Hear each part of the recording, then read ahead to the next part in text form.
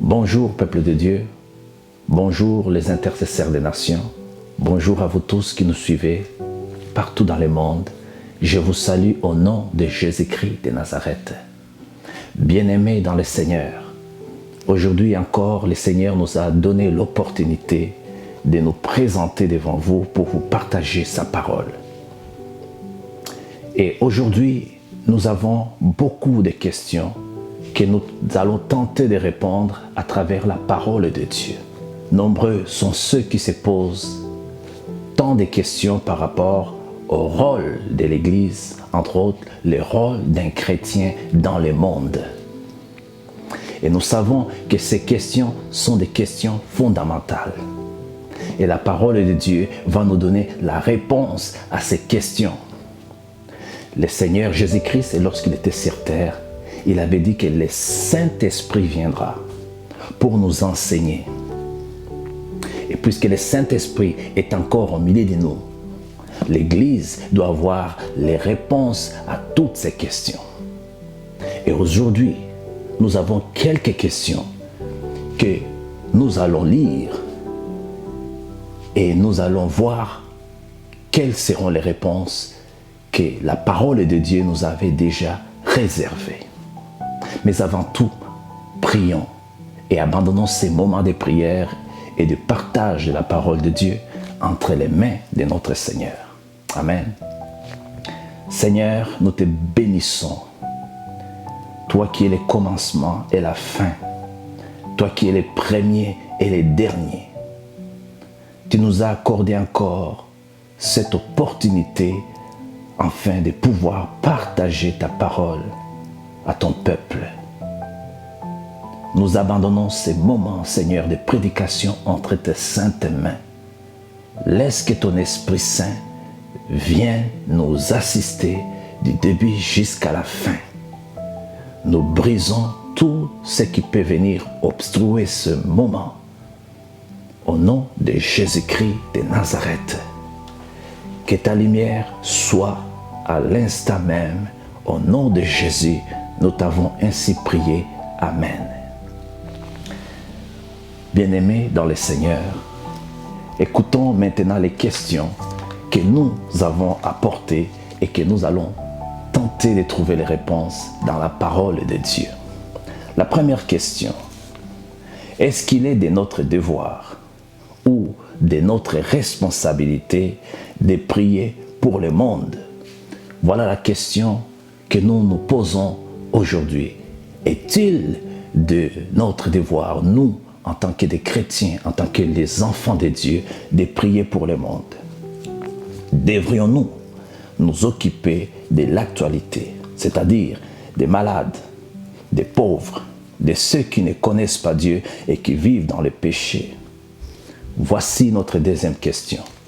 Il est de notre responsabilité, nous, en tant qu'Église, de prier pour les malades, de prier pour la politique, par exemple, de prier pour tous ceux et celles qui ne connaissent pas Dieu et qui vivent peut-être loin de Dieu parce qu'ils sont dans l'ignorance. Est-il de notre responsabilité de prier pour ceux qui sont malades, ceux qui sont possédés par les esprits méchants, ceux qui sont dans la pauvreté, afin que Dieu intervienne dans leur vie? Est-il de la responsabilité de nous, les enfants de Dieu, nous qui croyons à la puissance de Dieu? Ce sont de très bonnes questions, bien-aimés dans le Seigneur, et ces questions méritent des réponses.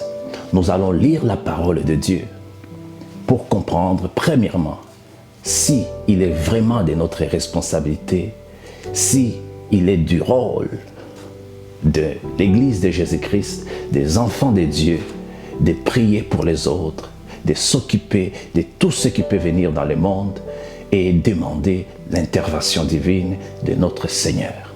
Dans le livre de Matthieu chapitre 5, verset 13, la parole de Dieu est en train de nous dire ceci. Lisons au nom de Jésus-Christ. Vous êtes le sel de la terre, mais si le sel perd sa saveur, à quoi le lui rendra-t-on? Il ne sert plus qu'à être jeté dehors et piétiné par les hommes. Vous êtes la lumière du monde. Une ville située sur une montagne ne peut être cachée. Et on n'allume pas non plus une lampe pour le mettre sous un seau, mais on le met sur son support et elle éclaire tous ceux qui sont dans la maison. Que de la même manière, votre lumière brille devant les hommes afin qu'ils voient votre belle manière d'agir et qu'ainsi ils célèbrent la gloire de votre Père céleste. Amen. Notre première question était: est-il de notre responsabilité ou de notre devoir en tant que les enfants de Dieu, en tant que l'Église de Jésus-Christ, de prier pour les autres, de nous occuper de l'actualité, de prier pour les malades, de prier pour tous ceux qui ne connaissent pas encore Jésus-Christ, afin qu'eux aussi parviennent à les connaître, pour qu'ils soient sauvés. Et en lisant la parole de Dieu dans le livre de Matthieu chapitre 5, à partir du 13e verset, la parole de Dieu est en train de nous dire que Jésus-Christ lui-même, lorsqu'il était sur terre, il va dire à ses disciples, il va dire à ceux qui ont cru en lui, à ceux qui les suivaient partout là où il marchait, en train de prêcher la bonne nouvelle dans les pays des Juifs, en disant: écoutez, mes enfants, vous êtes le sel de la terre. La science est en train de nous montrer que le sel est un ingrédient qui est très important dans l'organisme humain. C'est-à-dire, Jésus-Christ va comparer à son peuple, à ses enfants, à ceux qui ont la connaissance divine, la connaissance de sa parole, comme les personnes les plus importantes dans le monde par rapport à ceux qui ne connaissent pas encore cette vérité, entre autres ceux qui ne connaissent pas encore Dieu. Alors il va leur dire: vous êtes le sel de la terre. Le rôle que joue le sel dans les aliments et dans le corps humain, c'est de la même manière que le rôle des chrétiens est très important dans le monde. Alors le Seigneur Jésus-Christ va dire: si le sel perd sa saveur, avec quoi on va encore lui rendre cela? Il ne sert plus à rien. Il sert qu'à être jeté dehors et sera foulé par les pieds des hommes. Alors il va poursuivre en disant dans le verset 14: vous êtes la lumière du monde. Les chrétiens sont des personnes qui sont là pour éclairer les autres personnes qui ne connaissent pas encore Dieu et qui ne marchent pas conformément à la volonté de Dieu. Le Seigneur va poursuivre en disant: qui peut allumer une lampe et les cacher en dessous d'une table ou d'un seau? N'est-ce pas si nous entrons dans nos maisons, nous allons trouver toujours que des lumières sont collées sur les plafonds, afin que ça puisse éclairer tout l'espace de notre habitation. C'est de la même manière, le rôle d'un chrétien, c'est celui d'éclairer les autres. Le Seigneur a appelé l'Église à jouer un rôle d'enseigner les autres, un rôle de leader, un rôle de chercher à orienter les autres vers Dieu, à diriger les autres vers la connaissance de la vérité. Est-ce que toi, qui s'est dit être chrétien, joues-tu le rôle que le Seigneur Jésus-Christ est en train de décrire dans le livre de Matthieu chapitre 5 à partir du 13e verset? Es-tu cette personne qui prend ses responsabilités d'un enfant de Dieu, c'est-à-dire de prier, c'est-à-dire de prêcher la parole de Dieu, c'est-à-dire de vivre une vie modèle qui va influencer l'autre qui ne connaît pas Dieu, de croire en lui parce qu'il va voir que tu agis différemment, parce que tu crains ton Seigneur et que tu respectes ses commandements. Bien-aimés dans le Seigneur, nous nous sommes posés des questions. Est-il de notre responsabilité, en tant que les enfants de Dieu, de prier pour le monde? Est-il de notre responsabilité, en tant que les enfants de Dieu, de prier pour les malades? de prier pour les politiques, c'est-à-dire de nous occuper de tout ce qui se passe dans le monde et d'intéresser cela à notre Seigneur et d'intercéder pour que le Seigneur puisse intervenir. Toi qui sais dit être enfant de Dieu et qui crois à la puissance de Dieu, qu'est-ce que tu fais lorsque tu vois ton prochain ignore l'existence de Dieu, marche dans les péchés? Qu'est-ce que tu fais lorsque tu vois ton frère qui était dans le Seigneur abandonner la foi et retourner dans le monde? Tu te mets à intercéder pour lui ou à demander au Père Céleste, au Dieu que tu crois, ayant la puissance de transformer et de ramener ses enfants dans sa maison, d'intervenir et de ramener ton frère ou ta sœur là où il était autrefois, c'est-à-dire dans la présence de Dieu. Es-tu celui qui prie pour ton pays, qui prie pour les autorités? Présentement, le monde est en train de traverser des situations de coronavirus. Toi qui crois à la puissance de Dieu et à l'existence de Dieu, pries-tu pour les scientifiques, pour que le Seigneur leur donne la sagesse en fait de trouver comment créer un vaccin pour pouvoir combattre ce virus?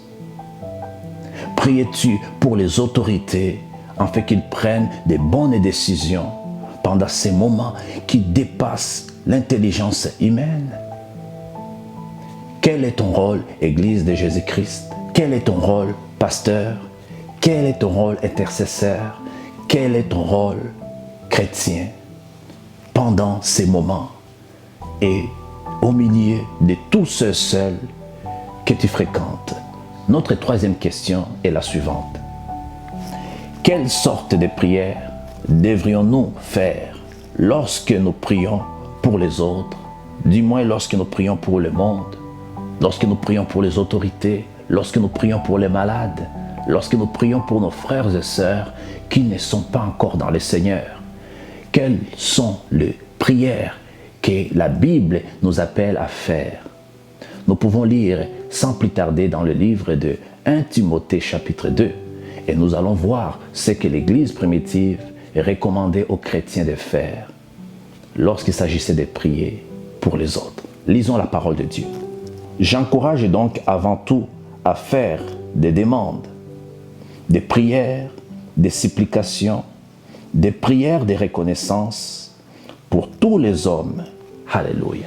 La parole de Dieu est en train de nous dire que nous devons premièrement faire quoi? Des demandes. Nous devons demander au Seigneur. Nous devons nous présenter devant Dieu avec les demandes. Mais quel type de demandes? Paul les souligne en disant des prières et des supplications. Nous devons faire des demandes, des prières et des supplications. Et des prières de reconnaissance. Pour qui? Pour tous les hommes, pour toutes les femmes, pour les autorités. Verset 2.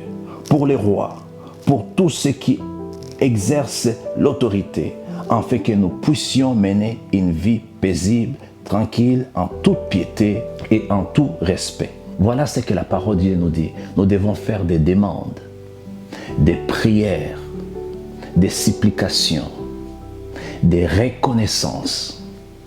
Église de Jésus-Christ, fais-tu des demandes devant Dieu? Est-ce que tu te présentes lorsque tu es dans ta chambre en train de prier, tu t'agenouilles devant ton Père Céleste et que tu lui fais les demandes telles que des prières pour ton voisin qui ne connaît pas Dieu? Est-ce que tu supplies Dieu d'intervenir dans la vie de ton voisin qui ne connaît pas Dieu, dans la vie de ton frère ou de ta sœur, de ton mari qui ne connaît pas Dieu? Est-ce que tu présentes des demandes dans tes prières en suppliant Dieu d'intervenir dans ton pays et de changer les choses qui ne fonctionnent pas conformément à la volonté de Dieu? Lorsque les législateurs adoptent des lois qui encouragent les péchés, est-ce que toi, en tant que chrétien, tu peux entrer dans la prière et demander à Dieu d'amener la crainte de son nom dans les cœurs des législateurs, dans les cœurs des autorités, afin qu'ils puissent voter des lois qui respectent les commandements de Dieu. Lorsque tu écoutes les nouvelles et que tu vois qu'un homme est sorti de chez lui avec une arme et qui va aller tuer les innocents dans la rue, les gens qui n'ont rien fait, est-ce que tu entres dans la prière et que tu pries pour que la puissance de Dieu aille consoler les familles victimes et qu'il aille changer le cœur de cet homme qui est enragé par la haine jusqu'au point d'aller tuer les victimes et les personnes qui n'ont rien fait? Est-ce que tu fais des prières de reconnaissance? Est-ce que tu reconnais ce que Dieu fait dans ton pays? Est-ce que tu reconnais ce que Dieu fait dans ta vie, dans ta famille, dans tes relations? Lorsque la puissance de Dieu a guéri une personne que tu as prié pour, est-ce que tu prends le temps de faire une prière de reconnaissance en remerciant Dieu pour ce qu'il a fait? Est-ce que tu remercies Dieu pour la vie de tes frères, de tes proches, de tes amis? Est-ce que tu remercies Dieu qui prend soin des orphelins, qui prend soin de la terre aujourd'hui? Nous sommes tellement armés avec des bombes nucléaires, mais c'est la puissance de Dieu qui retient les hommes, afin qu'ils ne puissent pas déclencher une guerre qui pourrait faire en sorte que nous tous, nous pouvons disparaître dans cette planète. Est-ce que tu fais ce genre de prières, de reconnaissance, de supplications pour tous les hommes, pour les rois, pour les autorités, tous ceux qui exercent l'autorité? Voilà les genres de prières que le Seigneur nous recommande à faire. Mais il y a aussi des prières qu'on appelle les prières d'intercession. Les prières d'intercession sont aussi des prières différentes que des prières de reconnaissance et des prières de demande quelconque. Et pour comprendre quelles sont les prières d'intercession, nous allons lire la parole de Dieu dans le livre de Luc, chapitre 11, versets 5 et à 13. Il leur dit encore: « Supposons que l'un de vous ait un ami, qu'il aille le trouver au milieu de la nuit pour lui dire: « Mon ami, prêtez-moi 3 pains, car un de mes amis est arrivé du voyage chez moi et je n'ai rien à lui offrir. » Supposons que de l'intérieur de sa maison, cet ami lui réponde: « Ne m'ennuie pas, la porte est déjà fermée, mes enfants et moi sommes au lit. Je ne peux pas me lever pour te donner des pains. Je vous l'ai dit, même s'il ne se lève pas pour lui donner parce que c'est son ami, il se lèvera à cause de son insistance et lui donnera tout ce dont il a besoin. Et moi, je vous dis, demandez et l'on vous donnera, cherchez et vous trouverez, frappez et l'on ouvrira pour vous. En effet, tous ceux qui demandent reçoivent, et celui qui cherche trouve, et l'on ouvrira à celui qui a frappé. » Alléluia. Nous venons de lire la parole de Dieu dans le livre de Luc chapitre 11, à partir du 5e verset jusqu'au verset 11. La parole de Dieu est en train de nous dire, il s'agit du Seigneur Jésus-Christ qui avait donné cette parabole à la foule et aux disciples qu'il était en train d'enseigner. Le Seigneur, il va montrer par cette parabole qu'il y avait un ami qui venait de recevoir de manière imprévue un de ses meilleurs amis au milieu de la nuit. Et cet ami, vu qu'il a compris que son ami qui venait de recevoir la nuit avait un besoin. Il va se souvenir qu'il y a aussi un de ses amis qui avait du pain, la nourriture, quelque chose qu'il pourrait donner à son ami qui venait de recevoir du milieu de la nuit.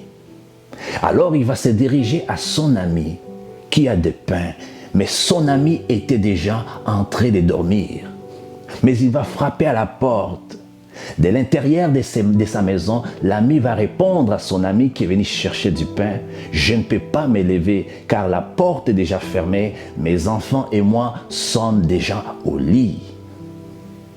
Et la parole de Dieu est en train de nous dire que Jésus-Christ va dire aux disciples et à la foule que si cet ami s'est élevé pour aller donner du pain à son ami qui attendait devant la porte, ce n'est pas parce qu'il s'agissait de son ami, mais c'est parce que l'ami a insisté. Il a refusé de partir sans pour autant avoir le pain qu'il est venu chercher. Et c'est ça la prière que le Seigneur nous demande de faire. La prière de l'intercession, c'est la prière d'insistance. La prière d'intercession, c'est la prière dans la persévérance. Quand tu es intercesseur des nations, tu dois prier dans l'insistance. Tu dois prier dans la persévérance. La Bible déclare que Daniel est entré dans la prière pendant 21 jours avant de voir la main de Dieu descendre dans sa vie. Jésus-Christ lui-même, il va jeûner 40 jours. La parole de Dieu nous dit encore, quelques heures avant que Jésus soit arrêté, il est allé prier. Il va insister dans la prière. Il est allé 3 fois dans la prière avant que l'ange puisse venir et lui fortifier. Paul et Silas, ils ont chanté toute la nuit avant que l'ange de l'Éternel puisse descendre et les libérer de la prison.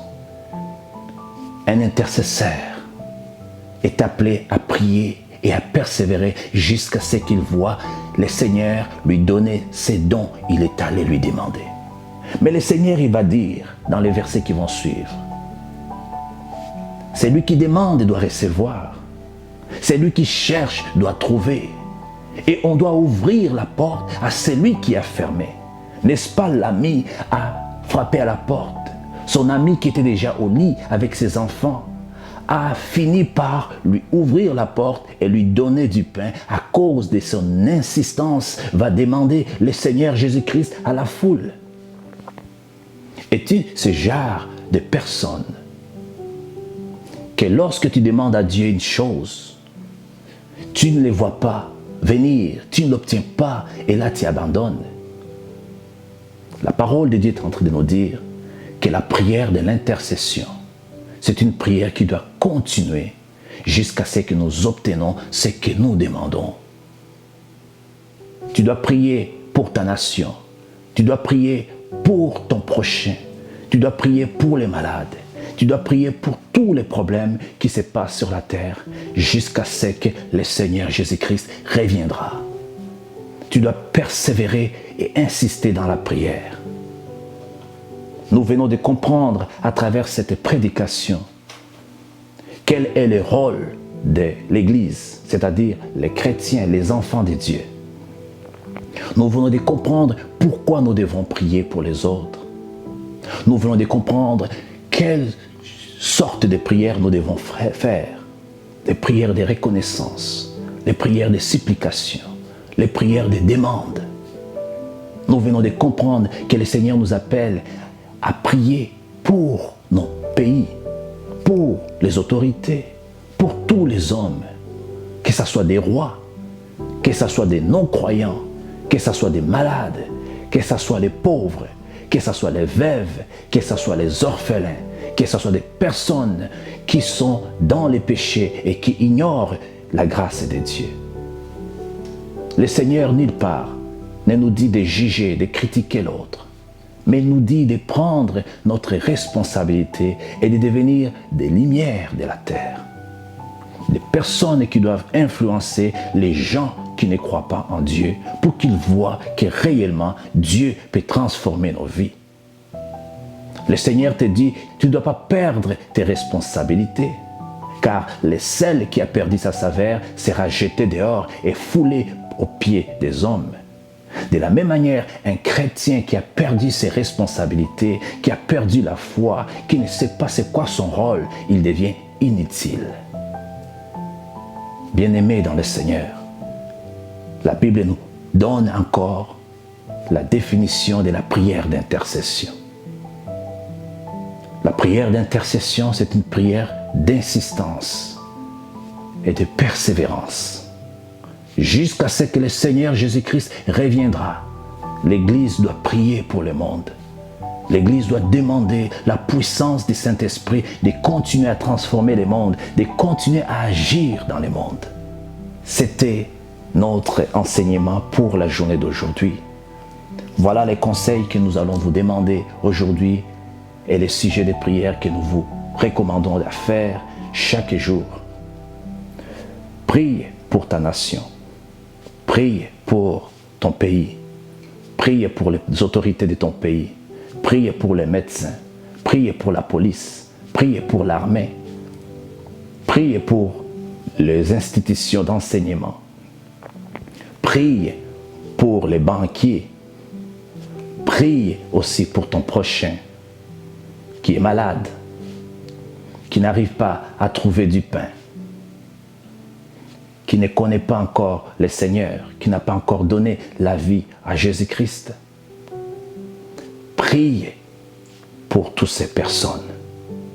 Fais des prières aussi de reconnaissance pour ce que le Seigneur est en train de faire dans ton pays, pour ce que le Seigneur est en train de faire dans ta famille et dans ta propre vie.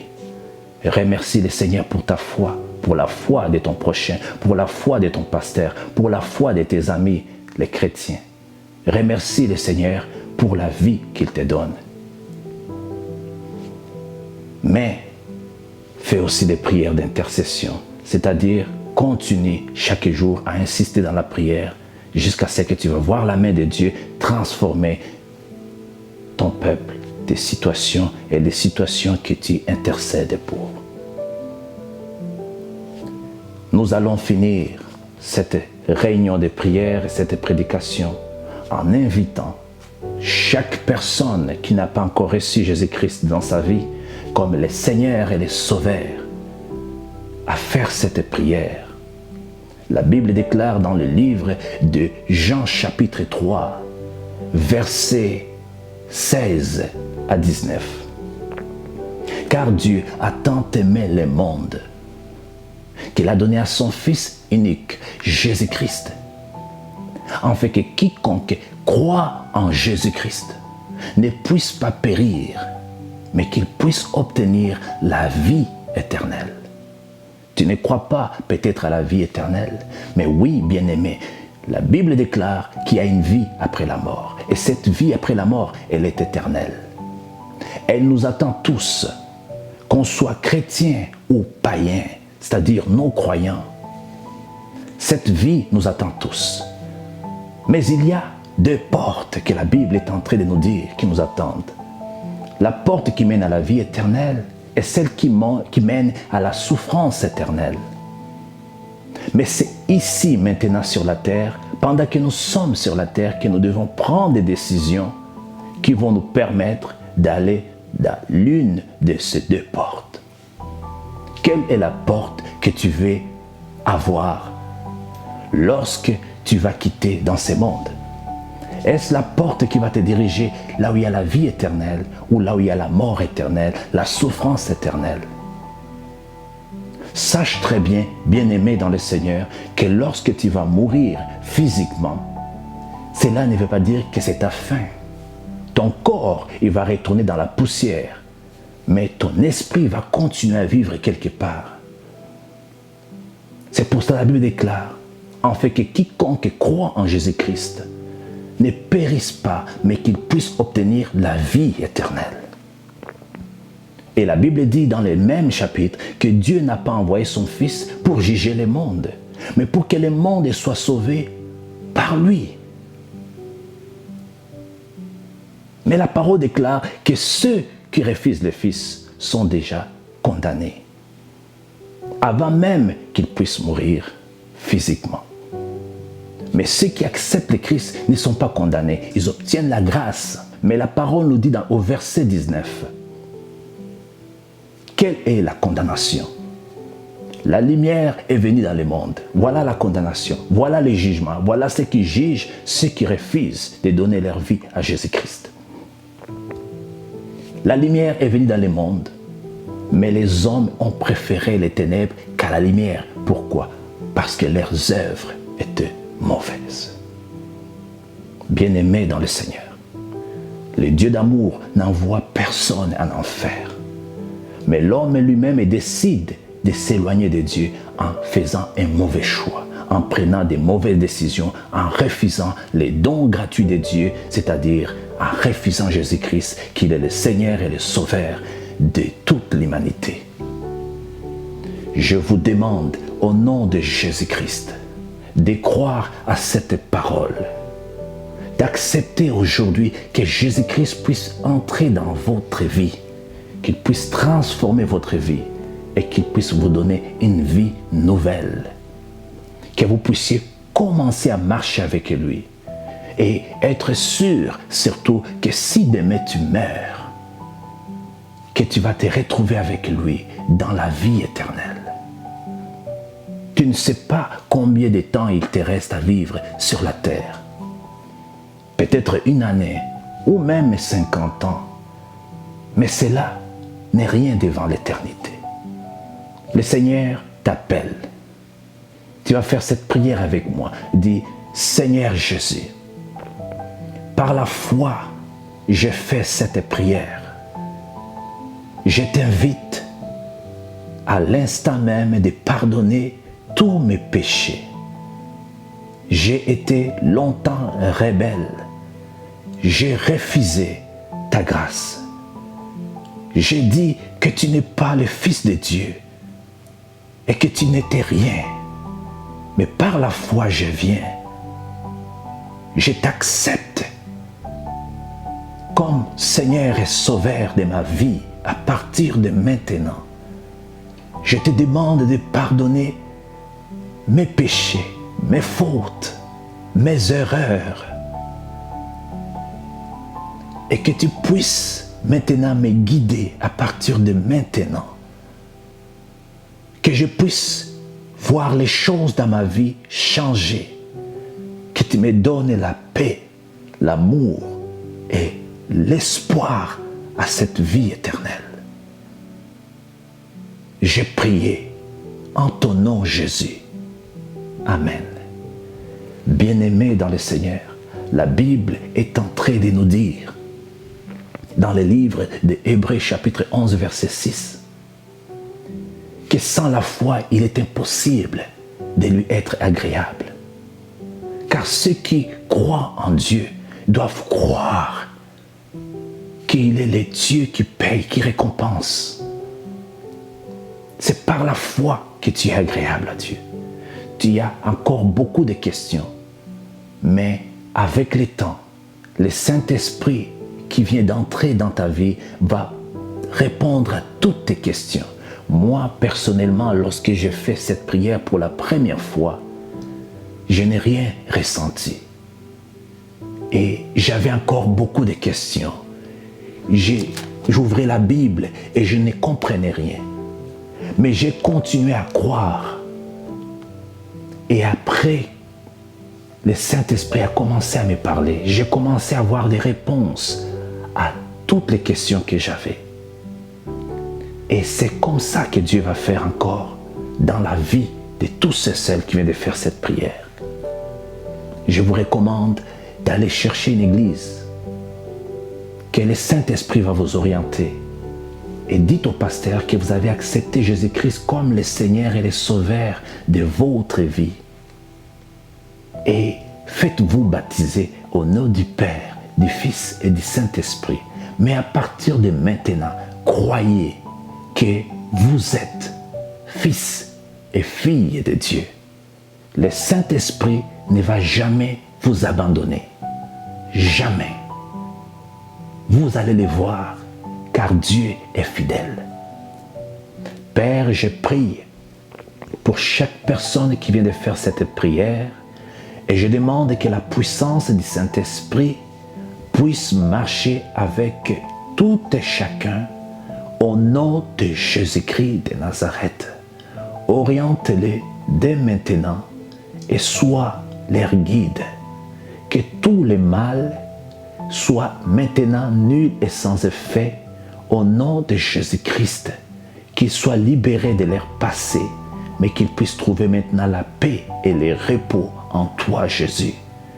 Nous t'avons prié au nom de Jésus-Christ de Nazareth. Amen. Merci, bien-aimés dans le Seigneur. C'était votre frère Hugo avec la famille des intercesseurs des nations. Que Dieu vous bénisse. Amen.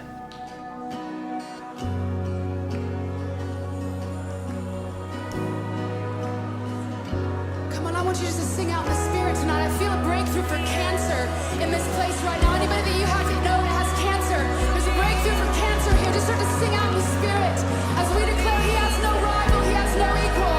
Come on, lift your voices and declare a cancer-free zone.